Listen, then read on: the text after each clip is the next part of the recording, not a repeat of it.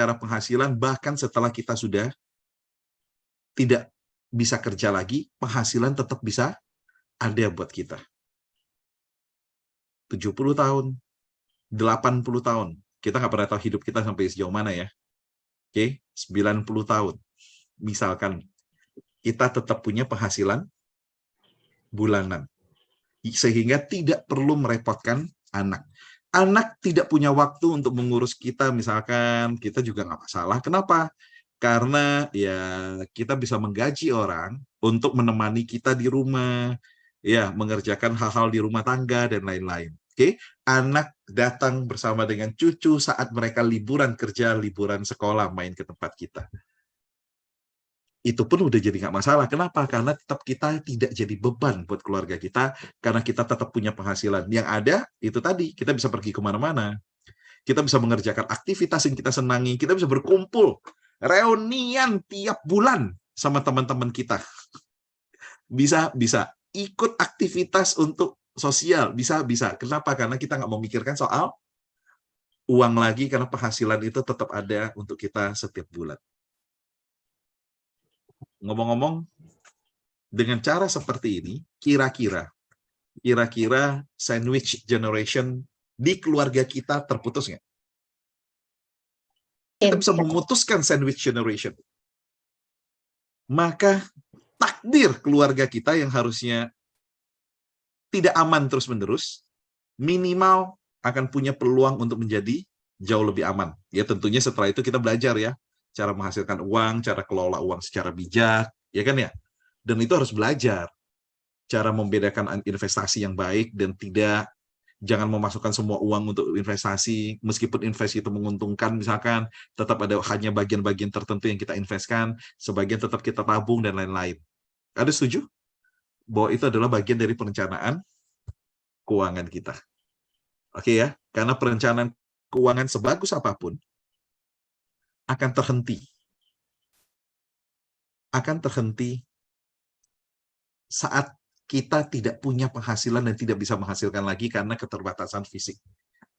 Banyak loh orang-orang tuh yang sebelumnya dia udah punya penghasilan yang bagus gitu ya, terus kemudian karena dia fisiknya menurun tiba-tiba, entah karena dia sakit atau dia kecelakaan sampai nggak bisa kerja lagi, akhirnya nggak punya penghasilan, jadi beban tuh. Awalnya pada orang yang sangat produktif, kena stroke, jadi nggak bisa lagi punya produktivitas, nggak punya penghasilan, akhirnya malah jadi beban buat keluarga. Amit-amit kalau sampai itu terjadi.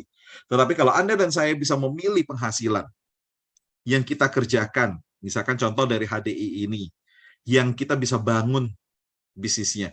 Nggak usahlah katakan punya income ratusan juta miliaran sebulan. Oke? Tetapi bisa membuat kita tuh aman. Ya, sekian puluh juta per bulan, terus-menerus misalkan untuk kita sendiri, hari ini membiayai atas dan bawah, tapi nanti sampai kita sudah berumur sekalipun tetap punya penghasilan itu terus bulanan itu tetap datang buat kita, gitu kan ya? Oke, bukankah itu adalah hal yang lebih baik buat kita? Ya, kau bila perlu kita bisa ninggalin warisan harta setelah saya wafat, itu wajib. Wajib. Nggak ada kewajiban ya. Loh, saya selalu ngomong begini, rekan-rekan. Ya, saya selalu ngomong begini. Soal warisan. Oke. Warisan ya. Sebagai seorang anak, jangan pernah berharap dapat warisan dari orang tua. Karena itu adalah hasil kerja kerasnya beliau-beliau, biarlah beliau yang menikmati. Meskipun kebanyakan orang tua itu akan selalu ngomong, dia punya uang nih, dia nggak mau pakai karena pengen ngumpulin untuk diwariskan ke anak cucunya kelak. Sehingga banyak orang tua yang nggak bisa menikmati hidupnya, padahal dia punya uangnya. Banyak yang seperti itu ada. Saya nggak bisa mengatakan itu salah, nggak bisa, karena itu adalah pilihan, rekan-rekan. Kita nggak bisa mengatakan pilihan orang itu benar, pilihan orang itu salah. Oke, ada juga yang seperti itu. Ya, yang kalau kita suruh udahlah nggak apa-apa itu jual aja, uang dipakai buat jalan-jalan, nggak mau. Ada yang seperti itu. Mama papa saya seperti itu. Ya kan, rumahnya ada beberapa gitu ya, terus kemudian ada yang mau disuruh jual, disewakan apa gitu, nggak mau dijual. Kita udah bilang udahlah, rumah itu kalau disewakan tuh hasilnya kecil, udahlah jual aja, ya kan. Terus kalau mau pergi-pergi loh, pergi aja udah, nggak usah terlalu mikirin gimana. Nggak mau, maunya diwarisin. Ada yang seperti itu, ada. Dan sekali lagi, itu pilihan, kita nggak bisa ngapa-ngapain. Oke ya, tetapi kita sebagai anak, apalagi 6 bersaudara, putra semua, dari SMP kita udah sering bilang, nggak boleh ada yang mengharapkan warisan. Mau menikah, uang sendiri, mau punya mobil, uang sendiri, mau punya rumah, uang sendiri. Supaya tidak ada perpecahan keluarga yang sering kita lihat di luar sana.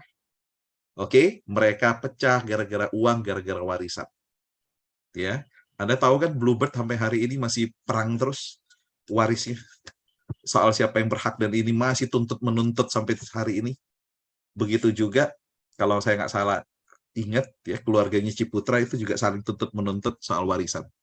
Kenapa? Karena mereka berharap untuk punya warisan. Kita sebagai anak nggak pernah boleh punya warisan. Dan berharap punya warisan dari orang tua kita. Karena hak orang tua kita. Tetapi sebagai seorang anak, ini sebagai seorang anak, ya kita nggak boleh berharap. Tetapi sebagai orang tua, kita wajib menyediakan warisan. Ini yang saya bilang. Supaya apa? Supaya minimal kita tahu bahwa kita sudah meninggalkan nilai-nilai yang baik buat keluarga kita. Karena kalau kita bisa meninggalkan warisan, rekan-rekan, maka itu bukan cuma soal hartanya, bukan cuma uangnya, tetapi juga nilai-nilai yang kita tunjukkan bahwa kita bisa mengumpulkan ini karena apa yang kita kerjakan loh, ini, apa yang harus kita lakukan tuh ini. Sehingga anak kita tuh bisa belajar dari sana. Dan nilai warisan itu, rekan-rekan, yang akhirnya kelak bisa bersifat abadi. Karena kita memberikan bukan hanya hartanya, bukan hanya penghasilannya, tetapi nilai-nilai bagaimana cara memperolehnya. Nah, ini adalah kehidupan yang kita bisa dapatkan kelak. Tetapi sekali lagi, untuk bisa mencapai ini semua, maka apa yang harus kita lakukan? Dari 3 tahapan tadi. Pastikan kita masuk minimal aman terlebih dahulu. Syukur-syukur kita masuk ke nyaman. Puji syukur jika dipercaya untuk masuk ke mapan. Oke, tetapi buat diri kita aman.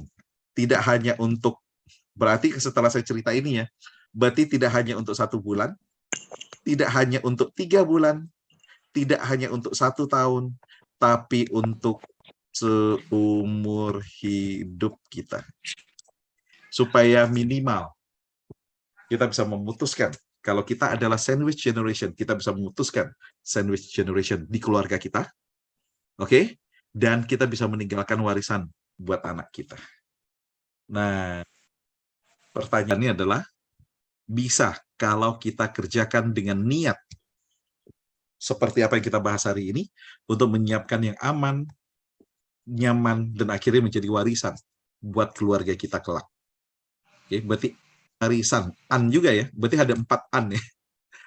Oke, kita bisa menyiapkan warisan juga untuk keluarga kita, legacy untuk keluarga kita. Dengan cara pastikan kita punya penghasilan yang akan ada terus, bahkan setelah kita sudah usur, sudah tidak bisa bekerja, sudah tidak bisa berjalan bahkan. Oke, tetapi kita mesti terus bisa punya penghasilannya. Nah, salah satunya yang saya